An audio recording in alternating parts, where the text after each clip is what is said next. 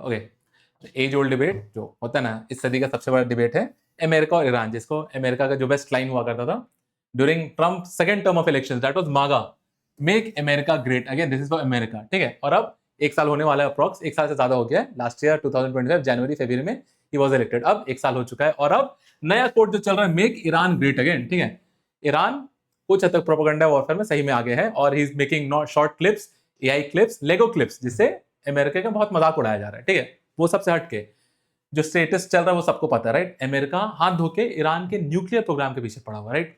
आज बस ये डिस्कस करना है ईरान का न्यूक्लियर प्रोग्राम क्या है, उसमें ऐसा क्या है, या किसने गिफ्ट किया है, किसने इनिशिएट किया था ईरान का न्यूक्लियर प्रोग्राम, जिसके वजह से आज अमेरिका परेशान है। और जस्ट बिकॉज अमेरिका परेशान है, उसका डोमिनेंस, या एक अच्छा वर्ड बोलते हैं हेगेमनी, उसके वजह से it is trying to engulf this war for the rest of the world. बस अमेरिका को दिक्कत है, उसके डोमिनेंस को दिक्कत है, तो वो चाहता है सारे दुनिया को दिक्कत हो जाए। ठीक है, one by one, first and the foremost question is this, who gave Iran nuclear initiative, या न्यूक्लियर टेक्नोलॉजी ईरान को दिया किसने, जिसके लिए आज सब परेशान।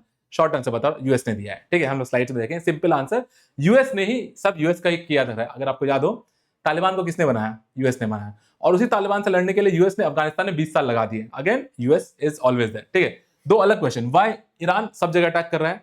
ईरान अपना होता है ना मिलिट्री पर्सनल, टेक्नोलॉजी, ड्रोन, सस्ता ड्रोन जो बोलिए सब ट्राई कर रहा है, राइट।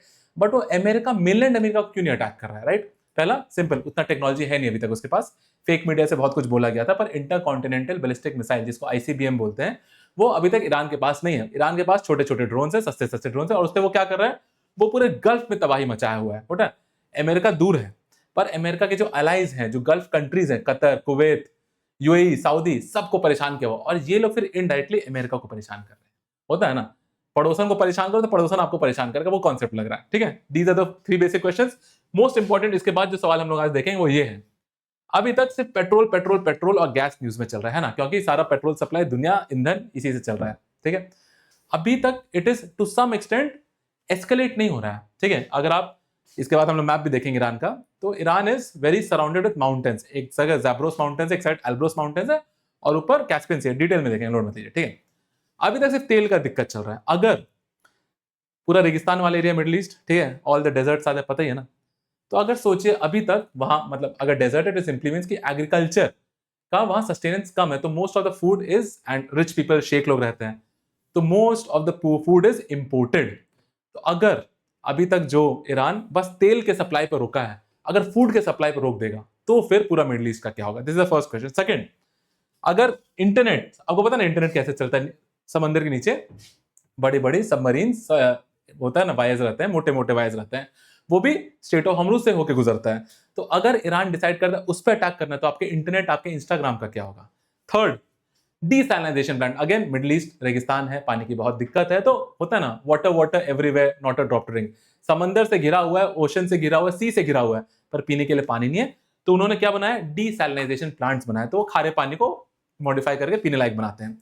अब अगर ईरान ये चाहे, क्योंकि अब अमेरिका ज्यादा थ्रेट दे रहा है, अब अमेरिका इकोनॉमी पे अटैक करा ईरान के, तो ईरान ने भी क्लियरली बोला आपने ये किया तो हम सीधा यहां ठोकेंगे, तो अमेरिका को कुछ नहीं होगा, जो होगा गल्फ देश को होगा। तो व्हाई इज गल्फ देश सो इंपॉर्टेंट। ठीक है, एक और छोटा सवाल, running by question, state of Hormuz का नाम हॉर्मुज क्यों पड़ा, ये सोचा है कभी कि हॉर्मुज, सब हॉर्मुज हॉर्मुज कर रहे हैं, हॉर्मुज क्यों। एक बहुत टाइनी सा आइलैंड है वहां जिसका नाम हॉर्मुज है, उसके वजह से उसका नाम हॉर्मुज पड़ा है। ठीक है, क्वेश्चन समझ में आया। अब सॉल्यूशंस की तरफ जाएंगे हम। First, step by step, this is, यहां पे टुन्नू सा देश है जिसको हॉर्मुज बोलते हैं, इसलिए स्टेट ऑफ हॉर्मुज नाम पड़ा। Again as is supplied, terrain देखिए एक बार, सारी पहाड़ें दिखेंगी आपको, और ये साइड रेगिस्तान है, पानी की दिक्कत, खाने की दिक्कत, और पूरे यहाँ पे इंटरनेट सी केबल्स भी फैले हुए हैं। तो तीनों चीज अगर चाहे यहाँ पे चोक कर दिया ईरान ने। और अगर दूसरा आपको जानना, नीचे एक बब अल मंडब भी है, ये मेडिटेरियन रेड सी, मेडिटेरियन सी, और यहाँ पे एक बब अल मंडब है, यहाँ भी ईरान का ही प्रॉक्सी चल रहा है। ईरान का प्रॉक्सी मतलब ऐसे मिलिट्री ग्रुप्स जिसको ईरान फंड करता है, और ये पूरा एरिया इज रेगिस्तान बेस्ड। खाने की दिक्कत, अभी तक ईरान ने खाने वाले शिप्स को अटैक नहीं किया है, पर अगर अमेरिका ऐसा करता है तो ईरान ने कहा वो ऐसा कर सकता है, सैलिनाइजेशन प्लांट को भी अटैक कर सकता है, प्लस इंटरनेट केबल्स को भी अटैक कर सकता है। ठीक है, अब this is the basic idea. Desalination plant कहां है, सारे देखिए बॉर्डर्स पे घिरा हुआ है, और ये मिलियंस में दिया हुआ है population that will be impacted. Factual है कि अगर अटैक हुआ तो फिर कैसे कितने लोग इफेक्टेड होंगे, इंपैक्टेड होंगे, इतना ही सिंपल है। और कहां कहां जहां अटैक हो रहा है, डैमेज टू डिसैलिनेशन प्लांट्स, ये सब लेटेस्ट न्यूज है। You get the idea right, कि अगर पानी पे इंपैक्ट आ गया, अभी तक तो है ईंधन पे कि खाना बन नहीं पा रहा है, कुछ मैनेज कर लेंगे, कोयला होगा, लकड़ी होगा, कुछ होगा, सोलर सोलर भी चल रहा है, पर अगर पानी पे इंपैक्ट आ गया फिर क्या करेंगे? पानी का there is no substitute for water as of today, ठीक है। अब ये देखिए, विल डीप डाइव का मतलब होता है अभी इंटेंस होने वाला माहौल, ठीक है। आपको भी इंफॉर्मेशन का भी जो गैप है वो बढ़ेगा। उससे पहले होता है ना, एक तंज कसने वाली बात चल रही है। एक नया शब्द है मार्केट में जो बहुत प्रचलन में चल रहा हो ना, one word, very new theory which is being crafted and मतलब न्यूज में बहुत ज्यादा है, उसको बोलते हैं मैड मैन थ्योरी। अगर आप देखेंगे, एक थ्योरी है जिसका नाम है मैड मैन थ्योरी, यहां लिख देता हूं, मैड मैन थ्योरी। ये सिंपली ट्रम्प साहब को बोला जा रहा है। यूएस का एक आर्टिकल है, न्यूज़पेपर है द गार्जियन, उसमें देखिए लिखा हुआ अनहिंज्ड मैडमैन, ठीक है। एक और समय में बिना नाम लिए अमेरिका में एक प्रेसिडेंट थे जो ऐसी हरकतें करते थे, ऐसे डिसीजन लेते थे which was not for the goodwill of Americans and for the rest of the world. अगर आप पैरेलल समझ पाएंगे तो ट्रम्प साहब भी वही कर रहे हैं। उनका लास्ट ट्वीट ये था कुछ हद तक, this is not a family friendly और होता है ना education friendly tweet, he is used abusive language, आपको पढ़ना है पढ़ लीजिएगा। बट इससे एथिकल क्वेश्चन भी चालू हो जाता है कि हाँ, जंग अपनी जगह चल रही है। देखिए, दो एथिकल क्वेश्चन चल रहा है जिसके बारे में कोई बात नहीं कर रहा। पहला कि what is the standard of politics, अब पॉलिटिक्स का स्टैंडर्ड क्या रह गया है अब, कि जो टॉप लीडर होता है ना, the world's most powerful man, वो कैसी अभद्र भाषा का प्रयोग कर रहा है। और दूसरा एथिकल क्वेश्चन, एनवायरमेंट की तो कोई बात ही नहीं कर रहा है। पूरा मिडिल ईस्ट जल रहा है, ईरान जल रहा है, ईरान में एसिड रेन से बदतर ब्लैक रेन हो रहा है। ब्लैक रेन कभी बता दूंगा क्या होता है। सिंपल में इतना धुआं जो ऊपर उठ रहा है, फिर पानी के साथ काला काला बूंदों में गिरा, पूरा ईरान के ऊपर एक ब्लैक लेयर जम चुका है। तो कोई ना पेड़ पौधों किसी की बात ही नहीं कर रहा है। पूरा रेड सी वाला जो एरिया है, स्टेट ऑफ हॉर्मुज वाला है, वहां पे बम फट रहे हैं, राइट, शिप्स पे अटैक किया जा रहा है, इतना कुछ हो रहा है। कोई एनवायरमेंट की बात कर रहा है क्या? These are the two ethical questions कि where the political future is also headed. जैसे अमेरिका में जो छोटे मोटे नए नए छोटे छोटे पॉलिटिशियंस होंगे, वो किससे सीखेंगे? ट्रम्प साहब से सीखेंगे। अगर ट्रम्प साहब ये कर तो सोचिए वो क्या सीखेंगे। ये बस आउट ऑफ एथिकल क्वेश्चन, ठीक है। अब वापस, ये मजाक था, उसके बाद देखिए, this is a bit of history, heading भी वही है, ओरिजिन हिस्ट्री, की ईरान के पास न्यूक्लियर तक आया कैसे, ठीक है। एकदम सिंपल में करेंगे, ईरान वॉज नेवर कैप्चर, ठीक है, ओटोमान का वो पार्ट था, ईरान कभी अंग्रेजों के अंडर नहीं आया, सिंपल। उस टाइम इंग्राज के 1953 की बात कर रहे हैं, 1953 उसके पहले ईरान में जो राजा थे उनका नाम था, रिलेट कर पाएंगे आप, मोहम्मद मोसादेग, ठीक है, मोसाद नाम रख लीजिएगा because related to Mossad of Israel. ये वहां के नेशनलिस्ट हीरो थे। इन्होंने सिंपल वही किया जो हर देशभक्त करता है कि भाई सारा मेरा रिसोर्स है, हम यूज करेंगे, हम पैसा कमाएंगे, बात खत्म। पर अमेरिका को ये बात पसंद नहीं आती, क्योंकि अमेरिका ने क्या, अमेरिका को पैसा चाहिए, उसको तेल चाहिए, उसको तेल के ऊपर कंट्रोल चाहिए। He said no, nationalize all the oil, all the banking. तो सिंपल, सीआईए ने एक ऑपरेशन किया, सीआईए और MI6 मिलकर, जो आर्टिकल में आप दिख रहा है, सीआईए ने एक ऑपरेशन किया जिसको बोलते हैं ऑपरेशन एजैक्स। उसके थ्रू इन साहब जो वहां के नेशनलिस्ट हीरो थे उनको हटा दिया गया, और एज यूजुअल इनका नाम शाह रजवाली है, इनको पपेट प्रेसिडेंट की तरह बना दिया गया, ठीक है। अब ये इनका काम वही था भाई, जो अमेरिका बोलेगा वो करेंगे, और ये बहुत साल तक चलता रहा। इससे डिफरेंस क्या हुआ, ठीक है, जब ये ईरान पे राज कर रहे थे, ठीक है, सब कुछ अमेरिकन चल रहा है। दिस वाज द टाइम 1957 जब अमेरिका ने न्यूक्लियर टेक्नोलॉजी ईरान को दी।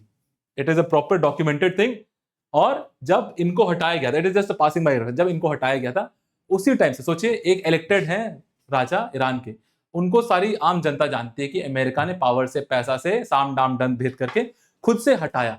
उस टाइम से ये स्लोगन फेमस हुआ है, हिस्ट्री डेथ टू अमेरिका। आजकल जो आप बहुत ज्यादा सुनते हैं ना, डेथ टू अमेरिका, वो 1953 में पहली बार बोला गया था, फिर 1975 में वो प्रचलन में फेमस होना चालू हो गया, ठीक है। And it is under Shah रजवा, पहले भी पूरा नाम है इनका, अगेन नॉट इंपॉर्टेंट। इनके टाइम में 1957 में एटम्स ऑफ पीस करके यूएस ने एक प्रोग्राम चालू किया था, उसी में ईरान को न्यूक्लियर टेक्नोलॉजी दी गई। इतना टेक्नोलॉजी दिया गया कि ईरान के साइंटिस्ट MIT जाके पढ़ते थे, तेहरान में एक न्यूक्लियर कॉलेज खोला गया, समझ गए ना, all that all under the guidance of America itself.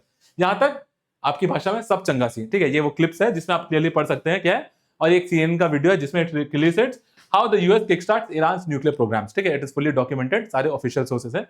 यहां तक भी किसी को कोई दिक्कत नहीं हो रहा था। अब साइड बाय साइड एक कॉन्सेप्ट समझिए पेट्रो डॉलर का, जिसको डोमिनेंस या यूएस हेगेमनी भी कहते हैं। The only reason to some extent कि यूएस आज राजा क्यों बना हुआ है, यूएस को ऐसा क्यों लगता है वो पूरा वेस्टर्न हेमिस्फीयर का पप्पा है, इफ नॉट पूरे वर्ल्ड का पप्पा है, बिकॉज ऑफ पेट्रो डॉलर, ठीक है।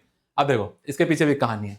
डॉलर आने से पहले हर करेंसी को किसी के साथ पेग किया जाता था, मतलब हर एक करेंसी को किसी के साथ रिलेट किया जाता था कि भाई करेंसी क्या होता है, रुपए का टुकड़ा, मतलब एक नोट का टुकड़ा, एक पेपर का टुकड़ा ही तो है, पर वो जिससे रिलेटेड होता है उसकी वैल्यू होती है। तो 1971 से पहले every dollar was related to gold. Simple, next slide में हो गया, समझ जाइए। 1971 से पहले every dollar was related to gold, मतलब आपके पास डॉलर है तो आप फेडरल बैंक ऑफ यूएसए जाइए, वो आपको उसकी कीमत का गोल्ड दे देगा। फिर ये तो सबको पता है गोल्ड लिमिटेड है और इकोनॉमी बढ़ रही है, पैसा बढ़ता जा रहा है, बढ़ता जा रहा है, पर गोल्ड उस हिसाब से नहीं बढ़ रहा, राइट। तो फिर हर बार की तरह फ्रांस एक देश है जिसको मची चुल, ठीक है, this is the idea, France, उसको चुल मची और उसने पूछ लिया अमेरिका से कि भाई हम इतना डॉलर आपको दे रहे हैं, आप ही का डॉलर, आप हमें गोल्ड दे दो।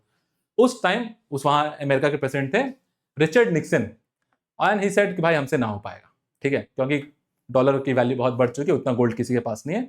तो जब उन्होंने ये बात कही कि we will not be able to sustain dollar equivalent to gold, उसको बोला गया निक्सन शॉक, ठीक है, ये भी एक इकोनॉमिक्स का टर्म है and you can use it, Nixon shock, ठीक है, सिंपल है। अब देखिए अब क्या हुआ, अब इससे पहले तक अमेरिका का फुल राज चल रहा है, कोई भी कुछ, क्योंकि American dollar has made its establishment after world war two. अब उसका वैल्यू गिरना चालू हुआ, या फिर लोगों के दिमाग में उसका जो कॉन्फिडेंस था कि भाई dollar is equal to gold, वो कम हुआ। तो अब अमेरिका ने कुछ ऐसा कमोडिटी खोजना चाहा जो गोल्ड को रिप्लेस कर पाए, और उस time the universal commodity was petrol, fuel reserve जो बोलना चाहिए। तो सोचिए, क्योंकि हर देश को फ्यूल चाहिए, सबको फ्यूल चाहिए, तो उसने क्या किया, बस एक डील करने का सोचा कि भाई मिडिल ईस्ट को पकड़ो, मिडिल ईस्ट को बोलो तुमको जिसको तेल बेचना है बेचो, बस डॉलर में बेचो, ठीक है। दिस वाज द कॉन्सेप्ट कि गोल्ड रिप्लेस्ड फॉर। अब देखो मिडिल ईस्ट क्यों मानेगी, पहले तो मान लेती थी क्योंकि डॉलर में बेचती थी, पहले से डॉलर में बेचती थी, डील था कि हाँ आप हमको डॉलर दो, रिटर्न में गोल्ड मिल जाएगा, कोई दिक्कत नहीं है। Middle east is also very famous for greed for gold, ठीक है। पर अब गोल्ड मिलना बंद हो गया, तो फिर उन्होंने सवाल पूछा कि भाई क्यों, अब हम ऐसा क्यों करेंगे कि आप डॉलर तो दे नहीं रहे, फिर क्यों। तो अमेरिका ने बोला ठीक है यार, एक काम करो, तुम डॉलर में बेचो, उस डॉलर आप गोल्ड में क्यों लेते थे, क्योंकि उसका इन्वेस्टमेंट बढ़ता था, मतलब गोल्ड का रखे रखे वैल्यू बढ़ता है ना, ये कॉन्सेप्ट। तो अमेरिका ने कहा भाई मिडिल ईस्ट को तुम वापस से डॉलर में करो, वही डॉलर को तुम यूएस में इन्वेस्ट करो, और इन्वेस्टमेंट बॉन्ड में करोगे तो उसका रेट बढ़ेगा, plus we will give you security, security मतलब मिलिट्री सिक्योरिटी। इसीलिए मिडिल ईस्ट के most of the countries are not military superior, मतलब छोटे मोटे हैं, पर अमेरिका, इंडिया, रशिया, चाइना जैसा ऐसा किसी के पास नहीं है, जस्ट बिकॉज अमेरिका ने एक टाइम पे बोला भाई तुम डॉलर यूज करो और आपकी पूरी सिक्योरिटी की जिम्मेदारी हमारी। सेपरेट फ्रॉम दिस क्वेश्चन, बताइए सोवरेनिटी का क्या हुआ इसमें, अगर पूरा मिडिल ईस्ट के पास हथियार ही नहीं है तो सोवरेनिटी कहां गई उनकी, ठीक है, ये पॉलिटिकल सवाल हो जाएगा। ये हुआ, एक बार सऊदी मान गया, ठीक है, 1971 के आसपास सऊदी मान गया, तो उसने एक साल के अंदर ही बाकी सब, क्योंकि सऊदी का दबदबा था, ठीक है। एक और चीज सिक्योरिटी से आपको समझना है, कोई क्यों अमेरिका का सिक्योरिटी चाहता है। एक फेनोमेना है दुनिया में कि लोग राजाओं को पसंद नहीं करते हैं, आप सोच के देखिएगा, हर मेजॉरिटी आबादी मिडिल क्लास लोअर क्लास होती है, ये दोनों प्रजाति को कभी हायर क्लास अपर क्लास, जो कि हायरार्की जो कि होता है ना भगवान के देन से, या फिर बिना मेहनत के, बिना मेरिटोरियस के होता है, बस लीनियज हायरार्की की वजह से राजा बने हुए, उनसे बहुत दिक्कत होती है। तो फिर ये रजीम चेंज मिडिल ईस्ट में बहुत होता था, जंग भी बहुत होते थे। तो सोचिए मिडिल ईस्ट के राजा जैसे अभी हैं, एक राजा शेख राजा ही है मोहम्मद बिन सलमान, इमेजिन कर लीजिए कि उनको अपनी राजगद्दी बचाने के लिए बहुत मेहनत करना पड़ रहा है, जंग लड़ना पड़ रहा है, होता है ना, अपने लोकल डिसेंट है उसको रोकना पड़ रहा है। अमेरिका ने बोला तुम डॉलर यूज करो, ये सब मेरी जिम्मेदारी, वो हम देख लेंगे। और उसके बाद से आप देखिए मिडिल ईस्ट में कुछ हद तक शांति भी है कि भाई कोई अचानक से कू नहीं कर पा रहे कि राजा है सदियों का, उसको हटा के कोई नया बन, because America is saying this, this is the whole sense of security given to America. हो गया। अब अगेन जो डॉलर से पहले गोल्ड का जो वैल्यू था, अब डॉलर ने वापस ले लिया, ठीक है। अब आया वर्ड क्या, पेट्रो डॉलर, यहां से आया। अब नेक्स्ट शॉक जो लगेगा वो ये रहेगा, धीरे धीरे, क्योंकि देखो सिर्फ अमेरिका तो आगे बढ़ नहीं रहा था, चाइना भी बढ़ रहा है, रशिया कुछ हद तक अमेरिका की इक्वली था वर्ल्ड वॉर 2 के तक, ये हम लोग 1991 से पहले की बातें कर रहे हैं। अब 3 केसेस पॉइंट में लो, कुछ लोग मिडिल ईस्ट में पर्टिकुलर, क्योंकि तेल है वहां, सब कुछ तेल का खेल है आज भी, आउट ऑफ टॉपिक, आज भी सारी दुनिया जब ईवी की तरफ जा रही है, अमेरिका वापस तेल की तरफ जा रहा है, वेनेजुएला पे कब्जा कर रहा है। क्यों? क्योंकि America is mostly based on oil. अगर ईवी हो गया, सोलर एनर्जी हो गया, तो उनके बिलियन बिलियन डॉलर जो कंपनीज है वहां, जो ट्रम्प साहब को फंड कर रही है, उनका क्या होगा, ठीक है। इसीलिए जानबूझ के सब किया जा रहा है। 3 एग्जाम्पल लीजिए, फर्स्ट लीजिए लिबिया और गद्दाफी। गद्दाफी बोला हम डॉलर यूज नहीं करेंगे, कुछ और करेंगे, गद्दाफी का क्या हाल हुआ आपको पता है।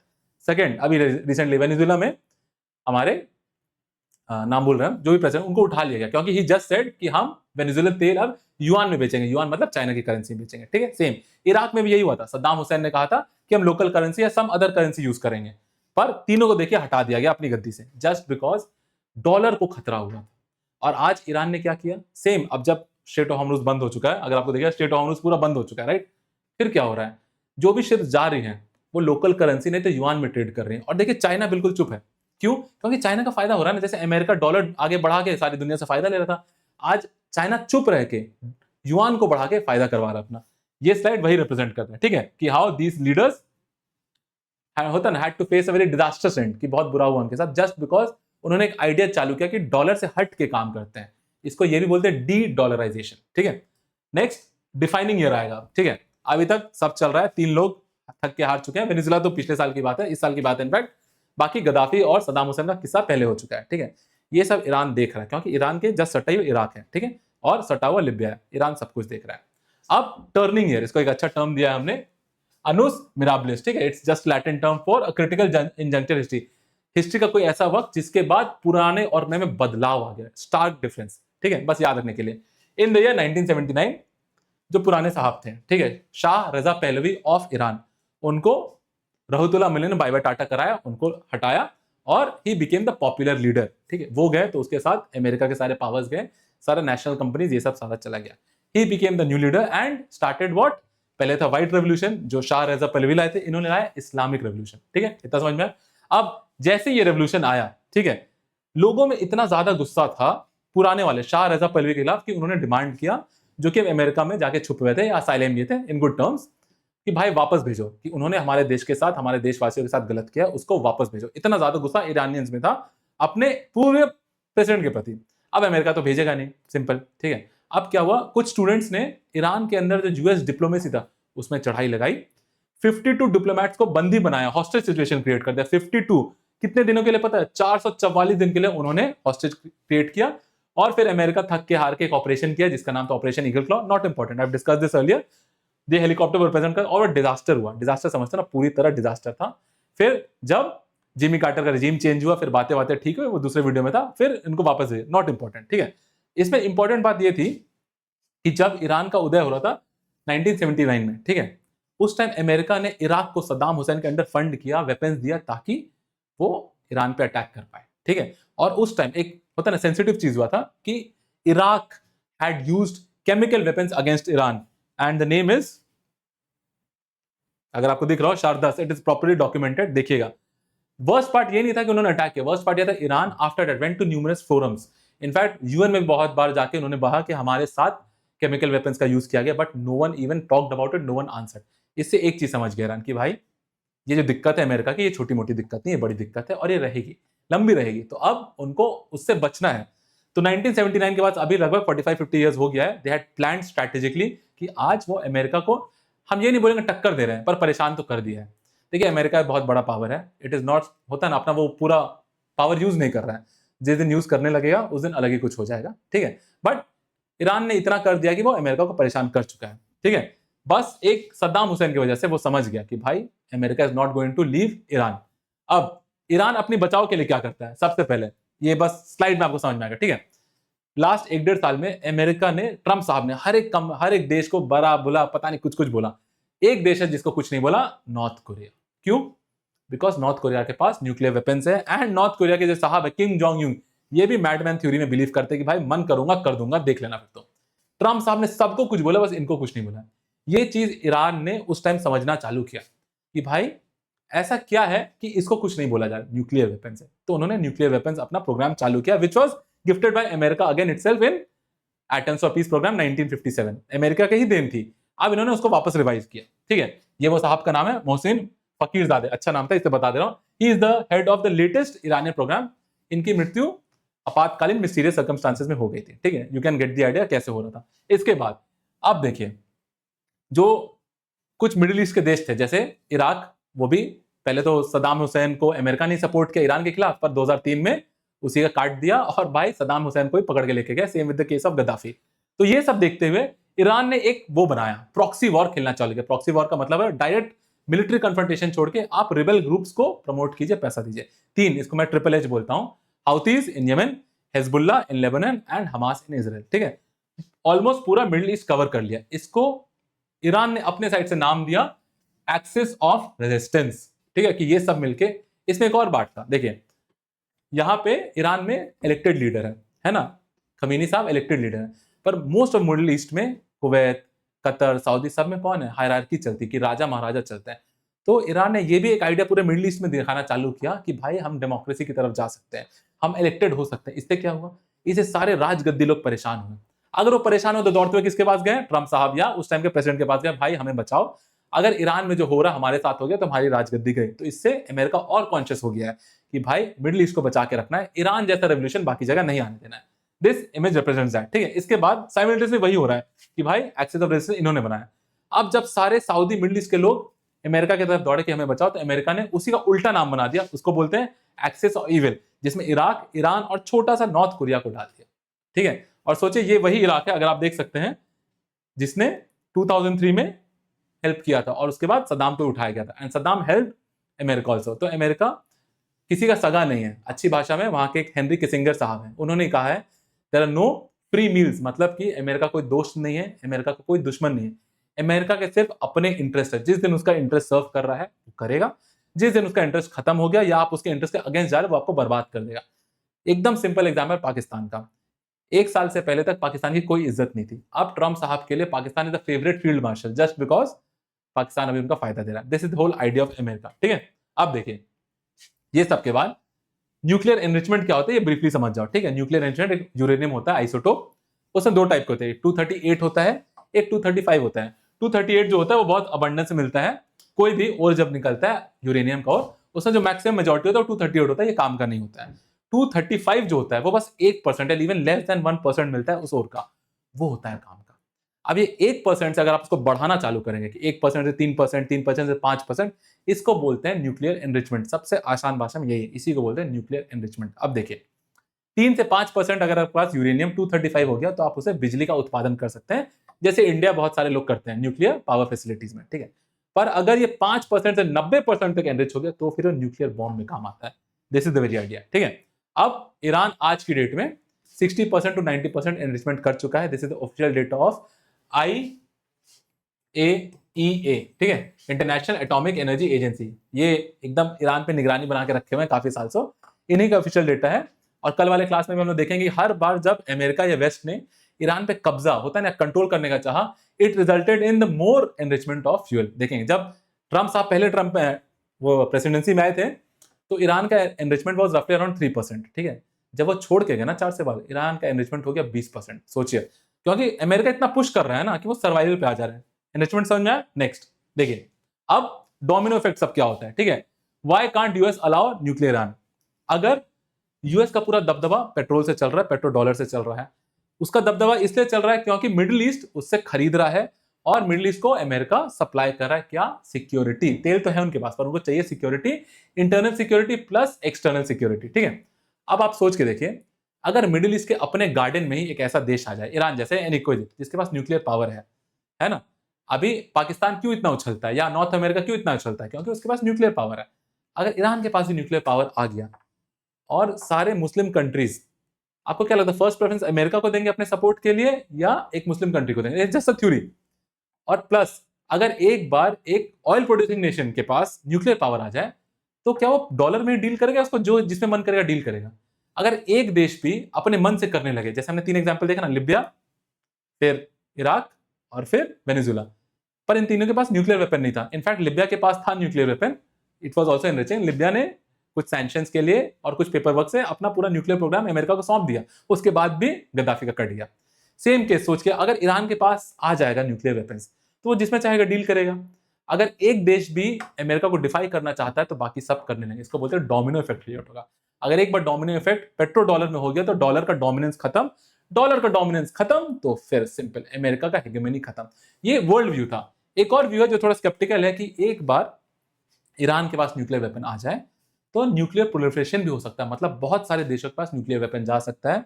अब ईरान खुद बहुत सारे प्रॉक्सी वॉर्स को फंड करता है, हाउती, हमास, यमन, राइट। अब सोचो ऐसे मिलिट्री ऑर्गेनाइजेशन के पास अगर न्यूक्लियर वेपन आ जाएगा तो क्या? This is the positive side of thinking Iran के पास ना है। दिस वाज द आइडिया कि भाई इसके पास क्यों नहीं आता, और the whole reason is chaos में चला जाएगा कि बस अभी तक न्यूक्लियर वेपन और पेट्रोल की बात चल रही है।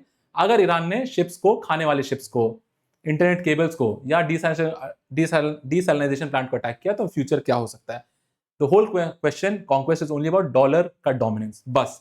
अब देखिए यहां तक नॉर्मल, दिस इज पूरा मिडिल ईस्ट का रफ आइडिया, ठीक है। इसमें सब कुछ बताया हुआ है। अगर नॉन एक ईरान के पास आ जाएगा तो पूरा मिडिल ईस्ट में नॉन प्रोलिफरेशन हो जाएगा, ठीक है। दिस इज द आइडिया कि बहुत सारे बाकी देश एक्सेप्ट यूएसए जो कि डॉलर के लिए है, वेस्ट भी ये मानते हैं, जैसे अभी हाल फिलहाल में फ्रांस ने भी कहा है कि Iran is not their friend but the process और the means which America is using वो भी गलत है। वो सीधा बोल रहा है कि अमेरिका जो कर रहा है वो गलत है, पर ईरान भी मेरा दोस्त नहीं है।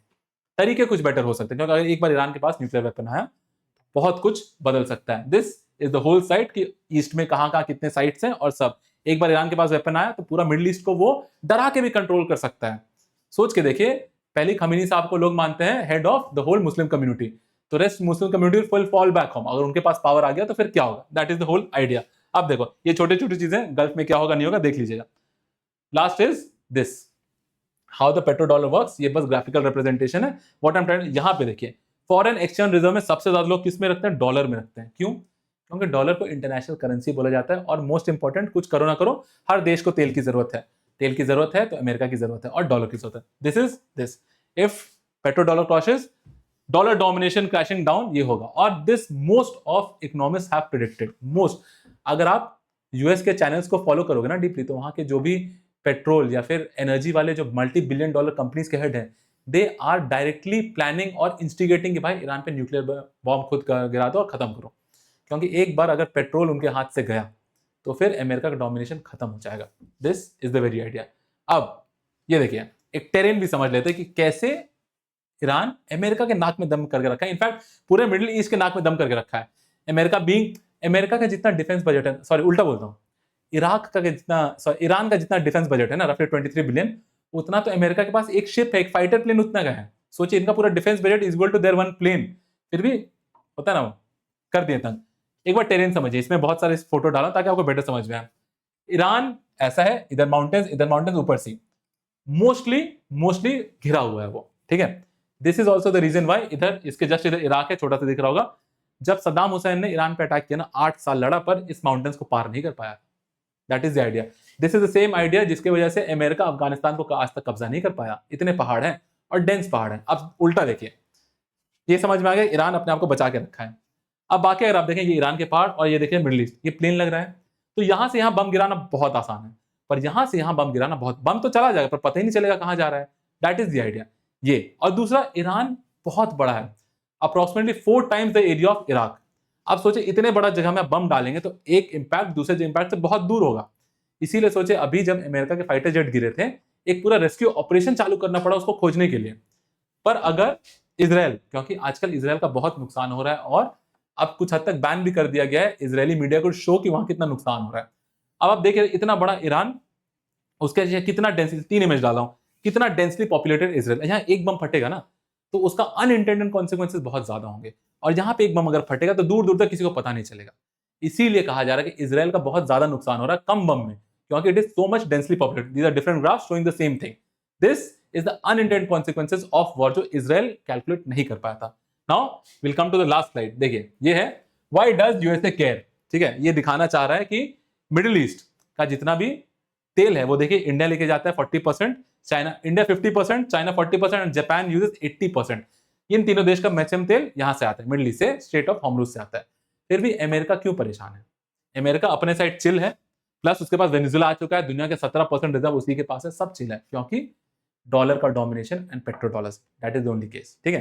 कल हम लोग करेंगे इसके बाद, ये बैकग्राउंड समझ में आया, we'll see the number of attempts जो अमेरिका और वेस्ट ने मिलकर ईरान को ट्रिपल करने के लिए किया, कि हर बार चाह के ईरान को बर्बाद किया जाए, पर Iran always grow stronger, we don't know how, we'll see that. And हर एक प्रेसिडेंट जब भी अमेरिका में चेंज हुआ, दे ट्राइड कि वो अपने तरीकों से अमेरिका को दबा पाए, ईरान को दबा पाए, ईरान को झुका पाए, पर नहीं हुआ। मोजाइक सिस्टम ये सब आपने देख लिया है। आज के लिए इतना ही, थैंक यू सो मच।